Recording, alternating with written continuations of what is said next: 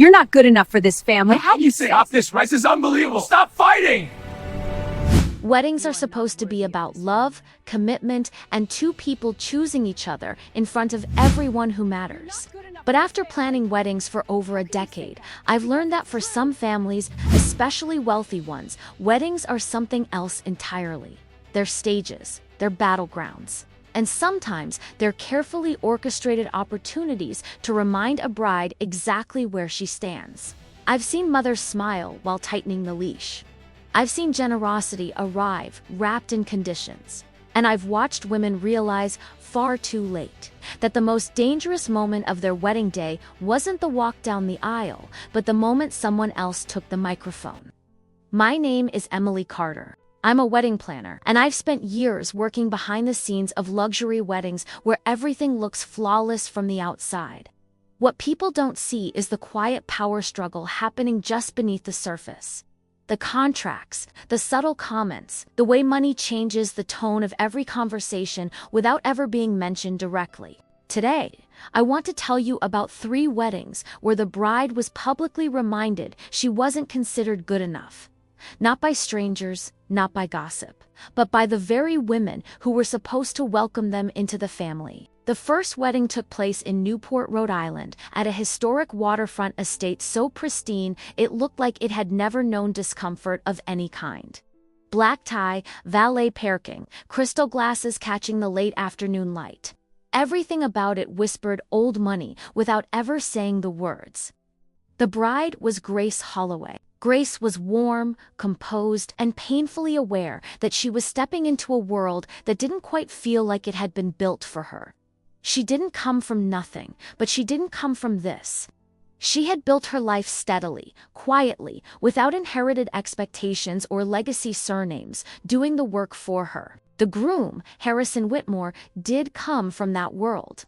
His family name opened doors automatically. His posture carried the kind of confidence that comes from never having to question whether you belong somewhere. And then there was his mother. Vivian Whitmore was polished in a way that felt almost ceremonial. Every movement was deliberate. Every smile was measured. She never raised her voice. She never rushed a sentence. She didn't need to. The room adjusted to her naturally, like it had learned to do so a long time ago.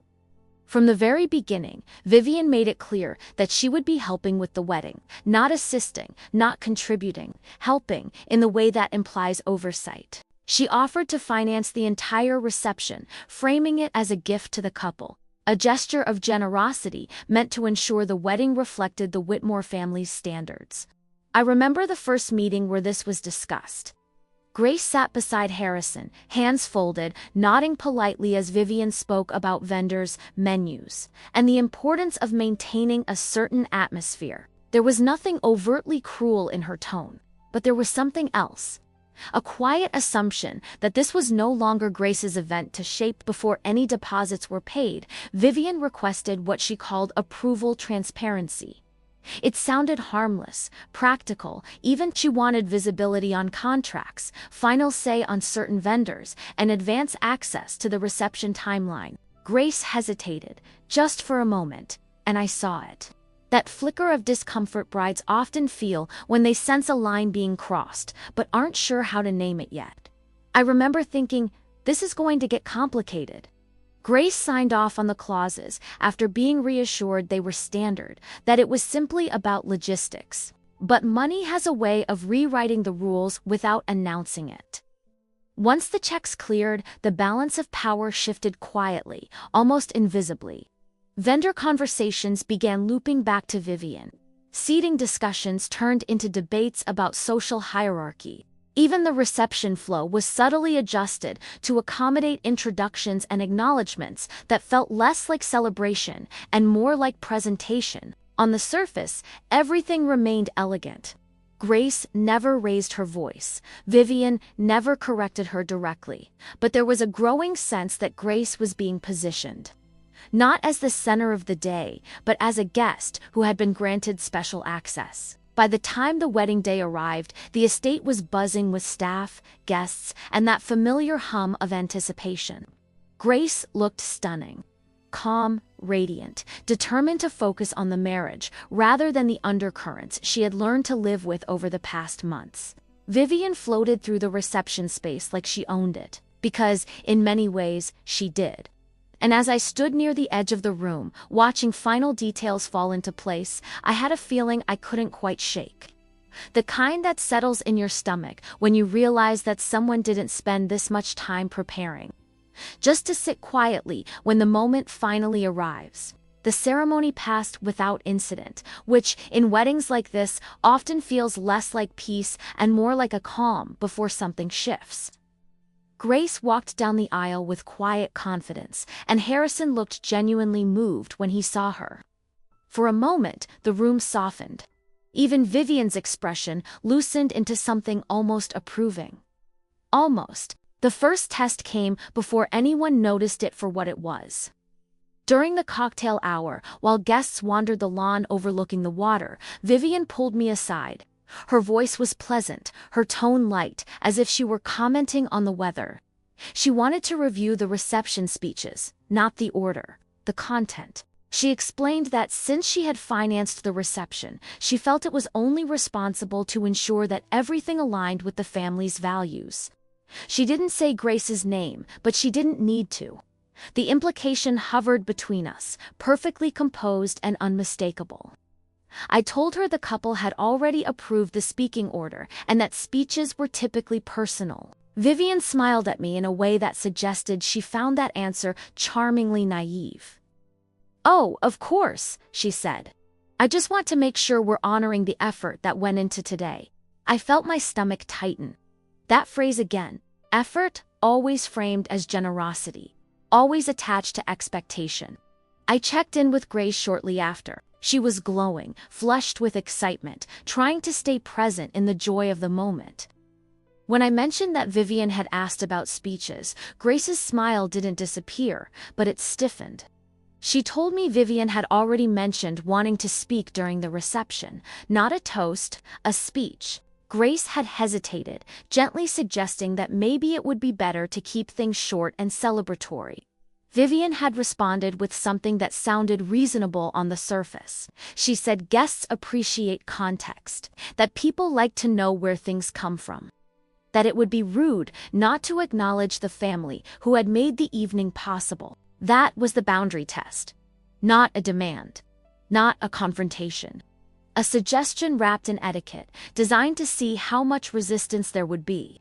Grace didn't want to seem ungrateful. Harrison didn't want to cause friction, so they agreed with the understanding that it would be brief and warm.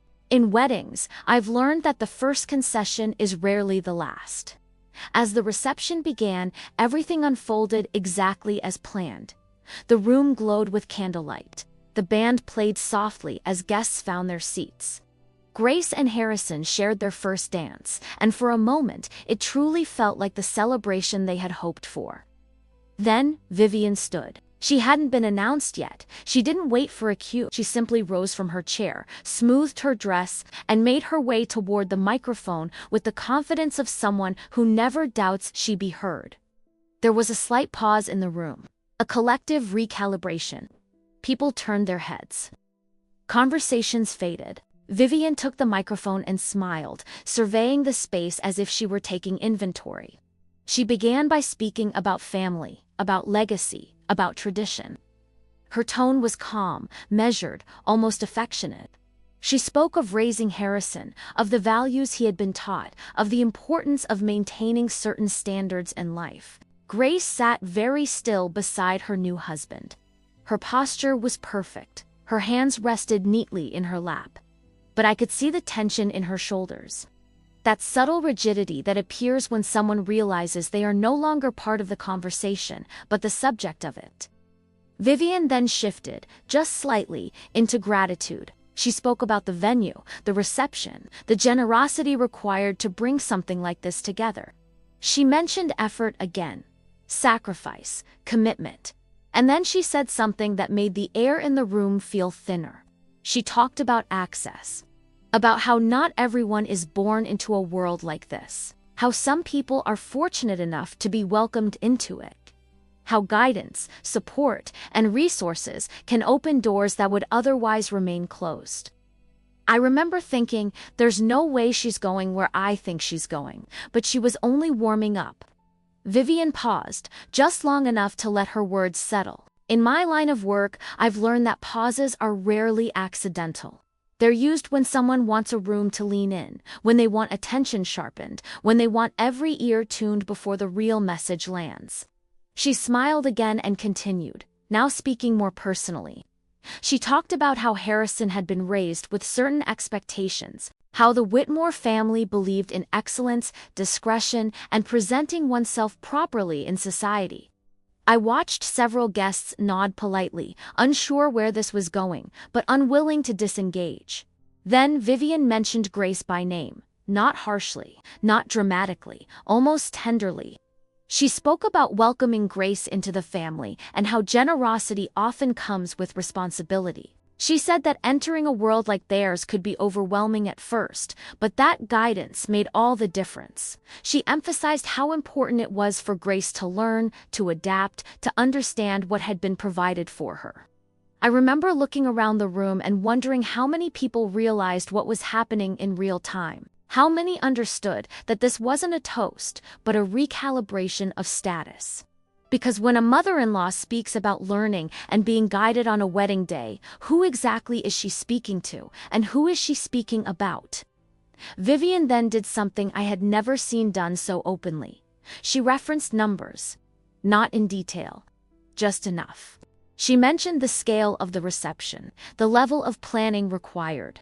The kind of investment that, as she put it, doesn't happen by accident. It was framed as pride, but it landed as a reminder. A public ledger of generosity, presented without a single raised voice. Grace's expression didn't change, but I saw her blink more slowly. I've seen that look before. It's the look of someone realizing that their private discomfort has just been turned into a public lesson. Vivian went on to say that Grace would now have access to opportunities, connections, and a lifestyle she might not have imagined before. She said it kindly, almost warmly. But kindness doesn't soften humiliation when it's delivered from a podium. I felt my stomach drop. Because here's the thing, people don't always recognize about moments like this. If someone truly wanted to welcome a bride, would they need to announce it? Would they need witnesses? Or is the announcement the point? The room grew quieter. Forks stopped moving. Laughter that had lingered earlier had completely evaporated. Guests exchanged glances that said more than words ever could. Some looked uncomfortable, others looked fascinated.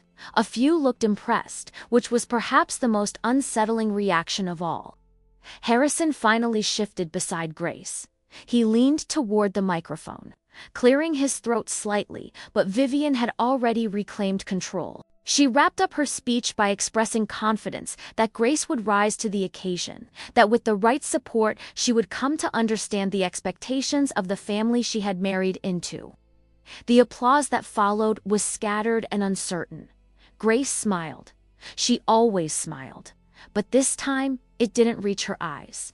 As Vivian returned to her seat, I caught Grace's gaze for just a moment. There was no panic there, no tears, just clarity. The kind that arrives when something unspoken is finally said out loud. And standing there, watching the room slowly attempt to reset itself, I couldn't help but wonder how many people would leave that evening remembering the wedding, and how many would leave remembering exactly who had been put in their place. Because once a line like that is crossed in public, the celebration doesn't simply move on. It carries the weight forward, quietly reshaping every interaction that follows. And the room hadn't finished reacting yet. There's a particular kind of silence that follows a moment like that. Not shock exactly, but discomfort trying to disguise itself as normalcy. The band resumed playing.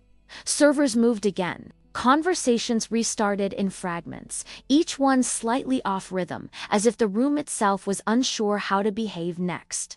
Grace stood when it was time to visit tables. She moved with composure, thanking guests, accepting congratulations, doing everything a bride is expected to do. But something had shifted. People looked at her differently now. Not with pity, exactly, more like curiosity. As if Vivian had reframed her role in the story, and everyone was quietly adjusting their perception to match. I watched guests lean in closer to one another, whispering just enough to be heard by no one and everyone at the same time. Some comments were sympathetic, others were analytical. A few were unsettlingly admiring of Vivian's honesty. When status is involved, there are always spectators who mistake dominance for truth. A family friend approached me near the bar, shaking her head softly. She didn't criticize Vivian outright. She didn't need to. She simply said, "That was a lot," and took a long sip of her drink. In weddings like this, even disapproval wears a polite mask. What fascinated me most was how quickly the social balance began to tilt in unexpected ways. Vivian may have intended to solidify her position, but instead, she had made herself the focus of the evening. Not as a gracious matriarch, but as a woman who needed to remind everyone of her power during her son's wedding. Guests began finding reasons to check on Grace. Compliments became warmer. Conversations lingered longer. There was a subtle, collective attempt to counteract what had just happened, as if the room itself was trying to restore equilibrium. And then there were the people who didn't approach at all, the ones who kept their distance, uncertain how to engage with a bride who had just been publicly framed as a beneficiary rather than an equal. That kind of social damage doesn't announce itself. It just quietly rearranges the room. I found myself asking a question I've asked many times over the years. When someone uses a wedding to assert dominance, do they ever realize how much they reveal about themselves in the process? Harrison stayed close to Grace for the rest of the night. He didn't say much, neither did she. Their connection felt protective now, less celebratory and more guarded. It was subtle, but unmistakable. The energy between them had changed, not broken, but recalibrated under pressure. Vivian, on the other hand, seemed satisfied. She laughed freely, accepted compliments on the reception, and moved through the space with renewed confidence. But I noticed something else too. Conversations quieted when she approached. Smiles tightened. People nodded and stepped aside rather than leaning in. Social consequences at weddings don't always look dramatic. Sometimes they look like distance, like hesitation, like a room that remembers. As the evening wore on, the narrative Vivian had tried to control began slipping out of her hands. Grace didn't confront her. She didn't react publicly. She simply existed with dignity, letting the contrast speak for itself. And in that contrast, something unexpected started to form. Not resolution, not justice, but a subtle shift in who the room chose to stand with. Because humiliation delivered in public has a way of echoing longer than the person who delivered it expects, and the echo hadn't finished settling yet. By the end of the night, the estate looked the same as it always did. Candles burned low, glassware clinked softly as staff began clearing tables. From the outside, anyone passing by would have seen a flawless wedding, untouched by conflict. But weddings don't end when the music fades. They linger in the way people remember them. And more importantly, in the way couples carry them forward. Grace found me near the edge of the reception as guests began to leave. Her heels were off. She held them loosely in one hand, as if she had finally set down something heavier than just her shoes. She didn't cry. She didn't ask me what I thought. She simply said, very calmly, that she now understood the rules of the family she had married into. That sentence stayed with me. As a wedding planner, I've learned that clarity often arrives disguised as hurt. And when it does, it changes things quietly, permanently. Grace didn't speak about confrontation. She didn't talk about fixing anything. She talked about distance, about observation, about choosing when to engage and when not to. I remember thinking how often brides are expected to absorb moments like this with grace, as if composure were a substitute for respect. But what does composure protect if it costs someone their sense of belonging? Harrison joined her shortly after. He placed a hand on her back. Protective, deliberate, there were no apologies spoken aloud. No promises made in front of me, but there was an unspoken alignment that hadn't been there before. A shared understanding that something had shifted and that ignoring it would only give it more power. Vivian left the reception early. She said her goodbyes politely, confidently, as if nothing unusual had occurred. But the room didn't follow her the way it had earlier. Attention stayed with Grace and Harrison, with the couple who had endured something quietly, without spectacle. That, in itself, was telling. When I think back on that wedding, I don't remember the flowers, or the menu, or the view of the water. I remember the moment a bride realized she didn't need to prove her worth to anyone who required an audience to acknowledge it. And I remember how that realization didn't end the story. It simply marked the beginning of a different kind of marriage. One where boundaries would be drawn more carefully. One where generosity would no longer be accepted without question. As the last guest departed and the lights dimmed, I knew this wouldn't be the last time I'd see a mother-in-law mistake control for love. Or a bride be tested in public under the guise of tradition and generosity. Because some women don't wait until after the wedding to show you who they are. And the next story reminded me just how quickly a microphone can turn a celebration into something else entirely. If there's one thing I've learned after years of planning weddings, it's that not all humiliations come wrapped in elegance or subtlety. Some arrive loudly, some arrive with a microphone already turned on, and some are delivered so openly that the room doesn't even have time to pretend it misunderstood. The second wedding took place in Chicago, inside a luxury hotel ballroom designed to feel timeless. High ceilings, soft lighting, polished floors that reflected everything back at you, whether you wanted to see it or not. It was the kind of venue chosen specifically to impress, the kind where every detail is meant to signal that nothing here is accidental. The bride was Lily Vermont. Lily was gentle in a way that felt genuine, not rehearsed. She laughed easily, apologized too quickly, and carried a constant awareness of other people's comfort. She had grown up learning how to adapt rather than assert, which often makes someone appear gracious, until they're placed in a room where grace is treated like weakness. The groom, Mason Caldwell, adored her. That much was obvious from the way he watched her when she wasn't looking. But Mason had also grown up under the watchful eye of a mother who believed family reputation was something to be protected at all costs. Helen Caldwell was not subtle. From our first meeting, she positioned herself as an authority rather than a participant. She corrected Maline's questioned aesthetic choices, reframed preferences as concerns, and she spoke often about tradition, especially when Lily suggested something that reflected her own taste. Helen liked order, she liked hierarchy, and most of all, she liked being listened to. Unlike the first wedding, this one wasn't financed through quiet leverage. Money wasn't the primary weapon here. Visibility was. Control of the room, control of the narrative. Helen didn't need contracts or clauses. She needed an audience.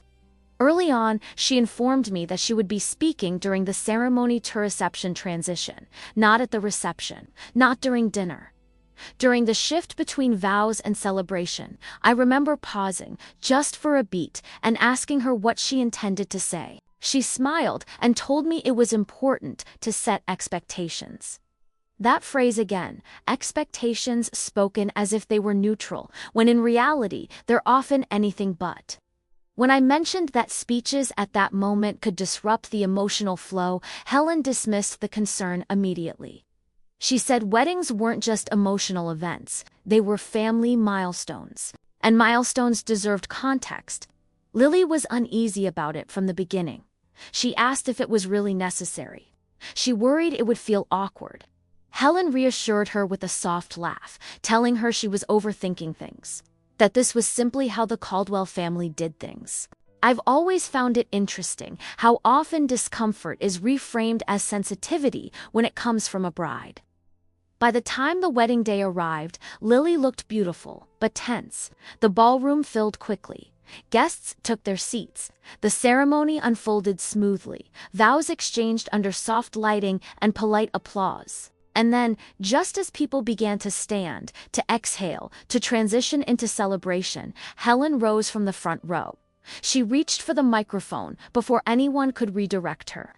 And in that moment, watching the room freeze mid-motion, I knew this wasn't going to be a toast. It was going to be something else entirely. And once again, a bride was about to learn how quickly joy can be redirected when someone decides the spotlight belongs to them. Helen didn't wait for silence. She assumed it. The room followed her lead, the way rooms often do when someone speaks with certainty. Guests paused mid-conversation, some still standing, unsure whether to sit back down or remain frozen where they were. She held the microphone like it belonged to her. Helen began by thanking everyone for coming, her voice clear and steady, practiced in a way that suggested she'd imagined this moment more than once. She spoke about family unity, about how weddings weren't just about romance, but about merging histories, standards, and social responsibility. I watched Lily's expression shift almost imperceptibly. Her smile remained, but her eyes darted briefly toward Mason, then back to Helen. That quick glance said more than any protest could have. When a bride looks to her partner during a moment like that, she's not asking for rescue, she's checking alignment. Helen continued, explaining how proud she was of her son, how he had always chosen carefully, how he had dated women who were, as she put it, well prepared for the life he was expected to live. The phrasing was polite. The implication was not. I felt that familiar tightening in my chest. Because when someone starts defining preparation at a wedding, it's rarely about logistics. It's about worth. She shifted her weight slightly and smiled toward Lily. She said Lily was kind. She emphasized the word, stretching it just long enough to make it sound like a consolation prize. She talked about how kindness was a good foundation, even if it didn't cover everything one might need when joining a family like theirs. I remember thinking, how many times have I seen this exact move? Praise that isolates, compliments that quietly draw a line between what someone is and what they're not. Helen then mentioned Mason's past relationships. Not by name, not explicitly. Just enough to make it clear she was comparing. She spoke about women who had understood social expectations instinctively, who had been raised around certain environments, who had never needed things explained to them. A few guests shifted uncomfortably. Someone coughed. The air in the room felt suddenly heavier, as if everyone realized they were being asked to witness something deeply personal that had no business being public. Lily's hands tightened around her bouquet. She still hadn't moved. She still hadn't spoken. And that, too, was part of the test. How much would she endure without reacting? How far could Helen go before someone stopped her? As a planner, I've always wondered what drives a mother-in-law to test a bride like this in front of an audience. Is it about control? Or is it about reassurance, about proving to herself that she still sets the terms? Helen ended that portion of her speech by saying she hoped Lily would continue to grow into her role. That marriage was a learning process, that support would be given where needed. Support, another word that sounds generous until you hear what it's attached to. The applause that followed was hesitant, polite, uneven. Some guests clapped out of reflex. Others stared straight ahead, hands firmly in their laps. The room didn't know how to respond, and that confusion was telling. Helen handed the microphone back with a satisfied nod, as if she had simply shared a few thoughts and not quietly redrawn the power dynamics of the day. Lily finally exhaled. She turned slightly toward Mason, her smile fading just enough to reveal how much effort it had taken to hold it in place. And watching her stand there, bouquet trembling ever so slightly, I couldn't help but ask myself how many brides are told this is just tradition, when really it's a test to see how much they're willing to absorb without breaking. The room was moving again. Guests were standing. Music was starting. But whatever transition was supposed to happen next had already been compromised. Because when a boundary is tested that publicly, the response rarely stays contained for long. And I had a feeling the room wasn't done reacting yet. The shift in the room didn't come all at once. It moved unevenly, like people adjusting their posture after realizing they'd been sitting wrong for too long. Some guests avoided looking at Lily altogether, as if eye contact might imply participation in something they hadn't consented to witness. Others did the opposite, turning toward her with expressions that felt heavier than sympathy. That kind of attention can be just as isolating. I noticed the staff hesitate. The coordinator paused before cueing the music again. Servers waited a second longer than necessary before resuming their paths. When professionals slow down at a wedding, it's usually because they're recalculating. Something has gone off script, and everyone is quietly trying to decide how to proceed without making it worse. Lily was crying now, not openly, not dramatically, just enough for the people closest to her to see. Tears slipped down her face as she tried to wipe them away without drawing attention. Mason leaned toward her, whispering something I couldn't hear, but his expression had changed. The easy confidence he'd carried earlier was gone, replaced by something tighter, more urgent. Guests began murmuring, not in gossiping clusters, but in confused pockets. A few family members stood, unsure whether to approach. Helen remained seated, posture relaxed, chatting with the woman beside her, as if nothing unusual had occurred. I remember wondering how someone can create a moment like that and then disengage so completely from its impact. But perhaps disengagement is part of the strategy. If you don't acknowledge the damage, you don't have to account for it. The officiant caught my eye from across the room, his expression questioning without speaking. We both understood the same thing. This wasn't something that would resolve itself politely. A senior member of the hotel staff stepped forward first, subtly redirecting guests toward the cocktail area. Music was raised just enough to fracture the tension. It was a controlled intervention, designed to break the moment without naming it. Mason's aunt approached Lily, placing a gentle hand on her arm. She didn't say much. She didn't need to. Her presence alone communicated that what had just happened was seen and not quietly approved of. Helen finally stood as well, but not to check on Lily. She walked toward a small group of guests, laughing lightly, telling a story that had nothing to do with the ceremony. The contrast was stark, and people noticed. As the room slowly separated into smaller conversations, the narrative began slipping away from Helen. Not dramatically, not confrontationally, but socially. Guests compared reactions, expressions were exchanged. The meaning of what had happened shifted as people processed it together. And in that processing, something important changed. Because public humiliation relies on an audience that stays passive. Once people begin responding, even quietly, the power of the moment starts to erode. Lily was escorted away by two women who clearly weren't concerned with tradition or appearances anymore. Mason followed without hesitation. He didn't look back. Watching them leave the space where the celebration was supposed to continue, I realized that whatever Helen had intended to assert, she had instead exposed a fault line that couldn't be smoothed over with music or champagne.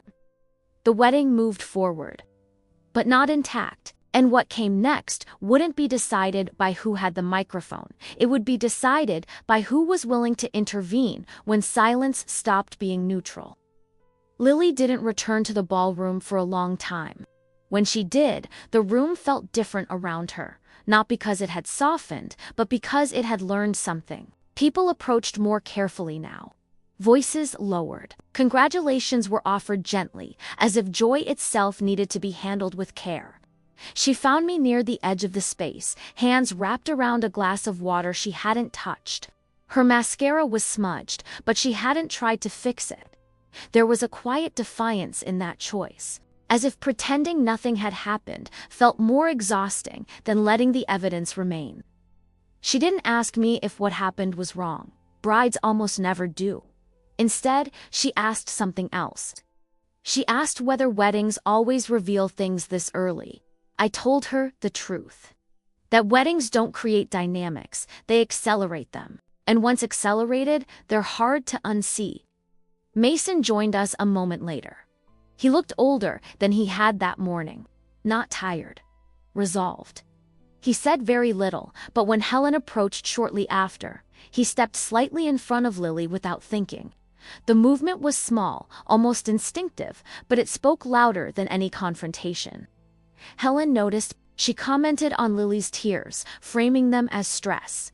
She suggested the day had simply been overwhelming. It was a familiar maneuver, reframing harm as fragility. And I found myself wondering how often women are taught to absorb cruelty quietly so others don't have to feel uncomfortable about causing it. Lily listened without responding. When Helen finished speaking, she nodded once and excused herself. No argument, no apology, just absence. The rest of the evening continued in fragments, smiles returned in pieces. Laughter sounded tentative, Helen spoke less. When she did, the conversations didn't linger the way they had earlier. Social authority is a fragile thing. Once questioned, it rarely regains its original shape. As the night drew to a close, Lily hugged me tightly. She said she felt embarrassed for crying. I told her something I've said many times before, and each time it feels just as necessary. That embarrassment belongs to the person who created the moment, not the one who reacted to it.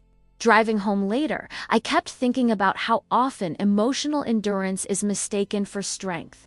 How many brides are praised for staying quiet instead of being protected, and how revealing it is when a mother-in-law chooses a wedding day to measure a woman's worth against ghosts from the past.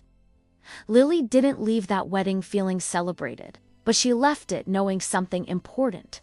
She knew where Mason stood. She knew who required distance, and she knew that whatever marriage she was entering, it would not be built on silent compliance. Some realizations arrive gently, others arrive in front of 100 witnesses. And the third wedding I want to tell you about taught me that sometimes the most damaging humiliations don't announce themselves at all. They settle in quietly, sentence by sentence, until a bride begins to wonder whether the discomfort is hers, or exactly where it was meant to land. Not every mother-in-law needs a microphone to make herself heard. Some never raise their voice. Some never say anything overtly cruel. And yet, by the end of the night, the damage is deeper. Because it's harder to point to a single moment and say, that's where it happened. The third wedding took place in Napa Valley, tucked into a vineyard that prided itself on intimacy rather than spectacle. Long wooden tables, soft lighting, glasses filled with local wine, the kind of setting designed to feel warm, personal, almost disarming. The bride was Audrey Sinclair.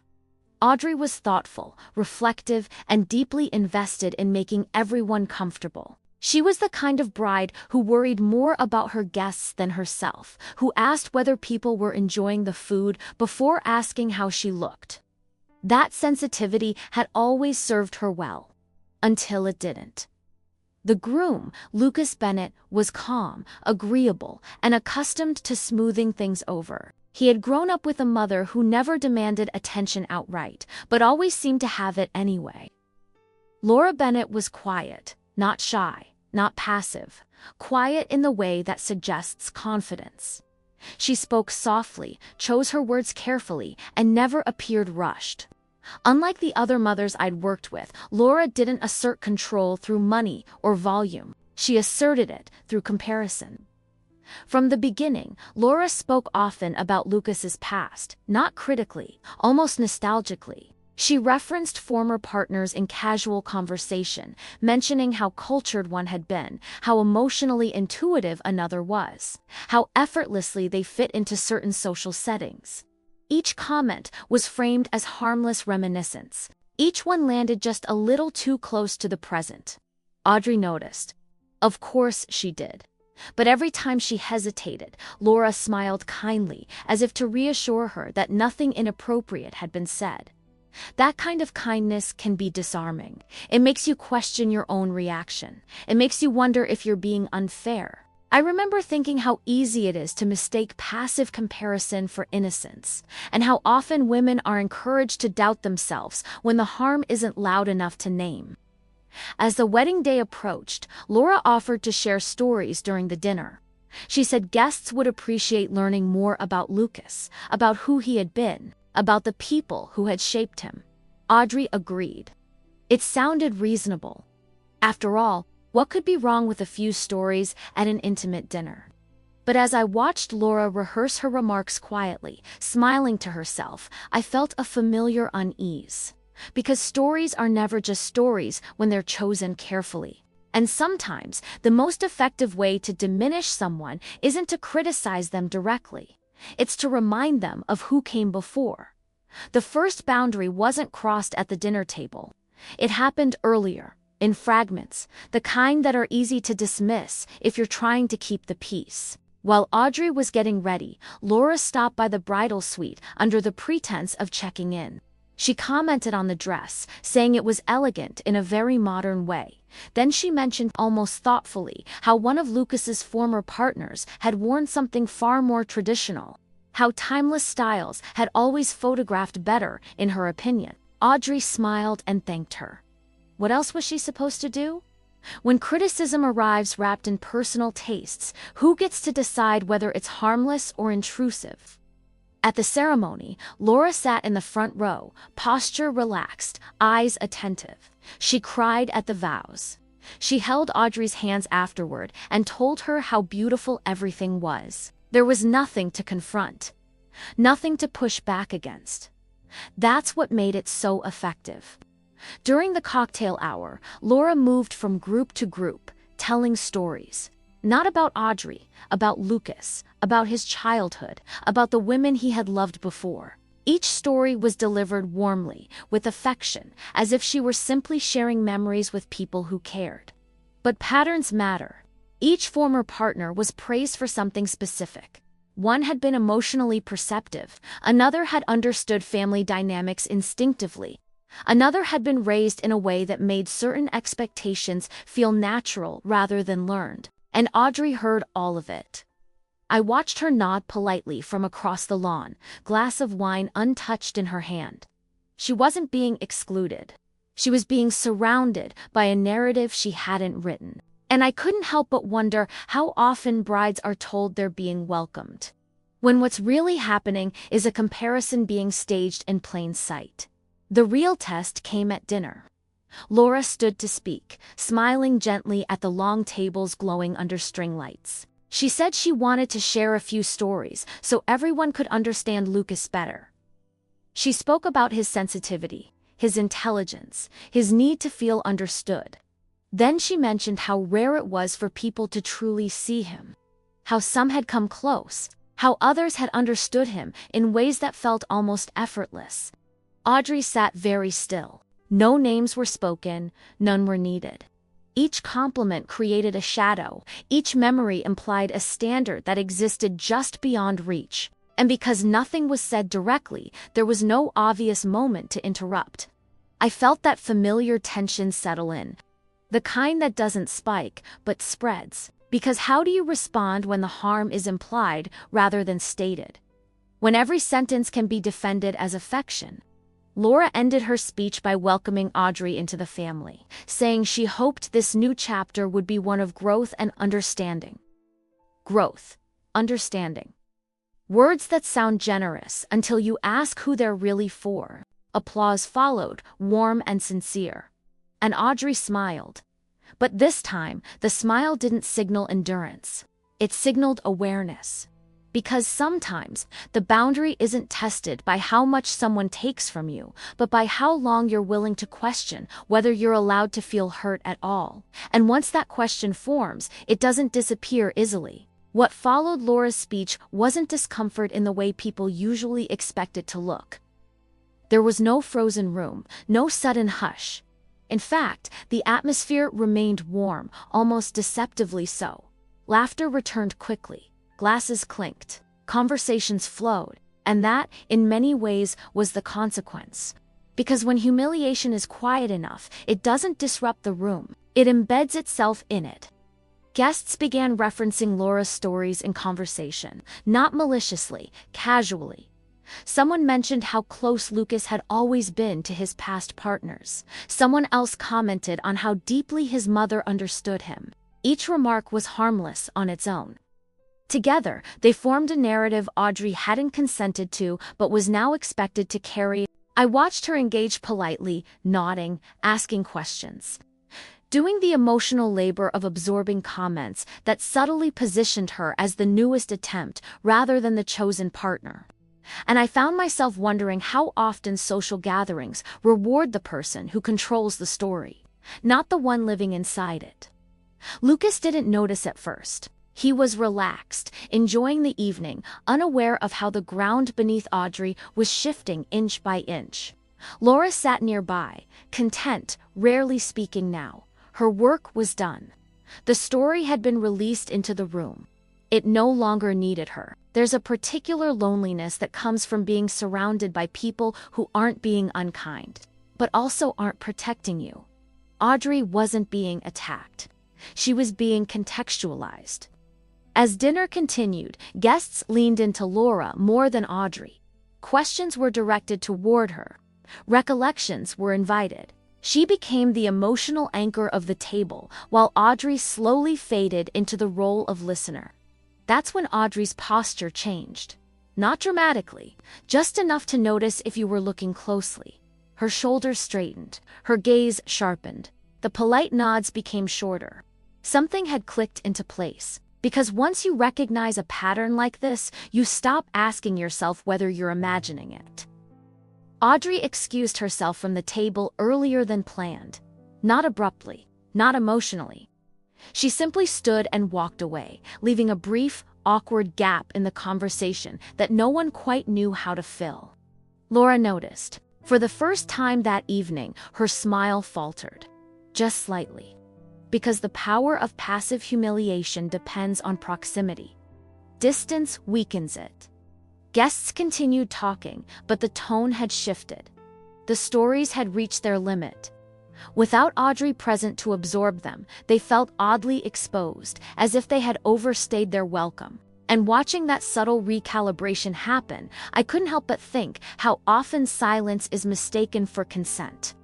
How many women are told nothing is wrong simply because no one raised their voice? But silence isn't agreement. Sometimes it's observation. And Audrey had finished observing. Audrey didn't disappear when she left the table. She found a quiet spot near the edge of the vineyard, where the lights softened and the noise faded into something manageable. When I checked on her, she wasn't crying. She was breathing, slowly, deliberately, as if she were reclaiming space inside herself. She told me something I've heard only a handful of times, but it always sounds the same. She said she finally understood why nothing ever felt quite right, even when nothing ever felt openly wrong. As a wedding planner, I've learned that some of the most damaging dynamics don't announce themselves with conflict. They reveal themselves through repetition, through patterns that make someone feel perpetually unfinished, always one step behind an invisible standard. Lucas joined us a few minutes later. Audrey didn't accuse. She didn't list examples. She asked him a question instead. She asked whether he had noticed how often his mother talked about his past and how rarely she talked about their future. That question landed. He was quiet for a long time, not defensive, not dismissive, just quiet. And sometimes, silence isn't avoidance. Sometimes, it's recognition arriving late. Laura didn't approach Audrey again that night. She remained pleasant, composed, engaged with guests. But the ease she had carried earlier was gone. Audrey had stepped out of the role assigned to her, and the story Laura had curated no longer had its intended audience. As the evening wound down, Audrey returned to the celebration, but differently. She stayed close to Lucas. She engaged selectively. She no longer tried to match a warmth that wasn't being reciprocated. I remember thinking how often brides are told to be patient, to be flexible, to give things time.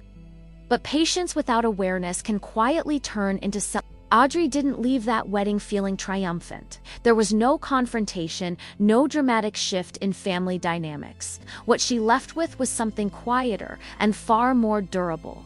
She left knowing that comparison wasn't accidental, that it wasn't kindness, and that it didn't deserve unlimited access to her emotional space.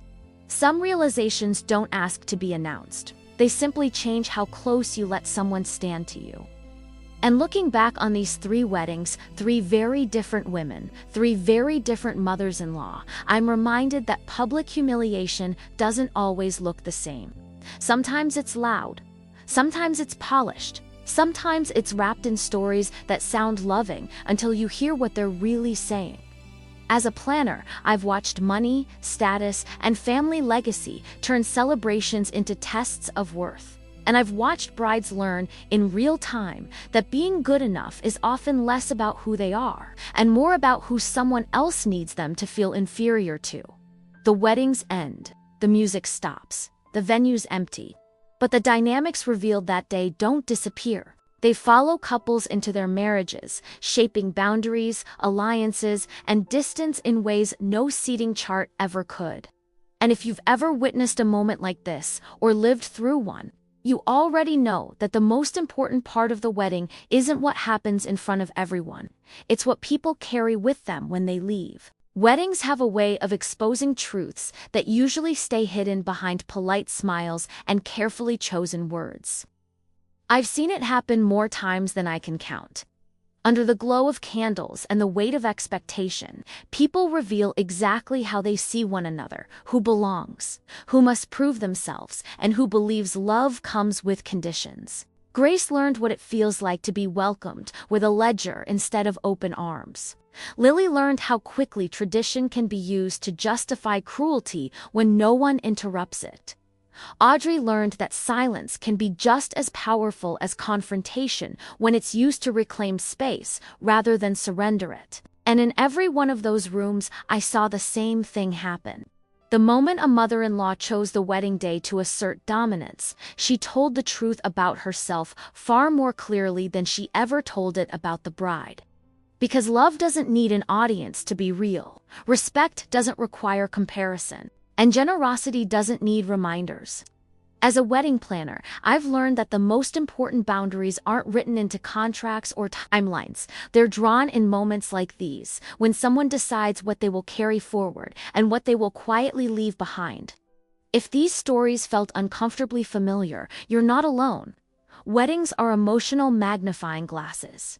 They don't create dysfunction, but they make it impossible to ignore. And once you've seen it, you can't unsee it. So I'll leave you with this thought. When a celebration becomes a stage for humiliation, who is it really meant to impress? And when someone decides a bride isn't good enough, what does that say about the standard they're protecting? Because long after the dresses are stored away and the photos are framed, the question isn't whether the wedding was perfect. It's whether the marriage was allowed to begin with dignity. If you've ever sensed that a wedding wasn't just about love, but about control, image, or quiet competition, there are many more stories like these waiting to be told. I've witnessed countless ceremonies where a monster-in-law turned celebration into strategy, each one more revealing than the last. Stay with the channel, and you'll keep uncovering what really happens when perfect weddings hide terrifying mothers.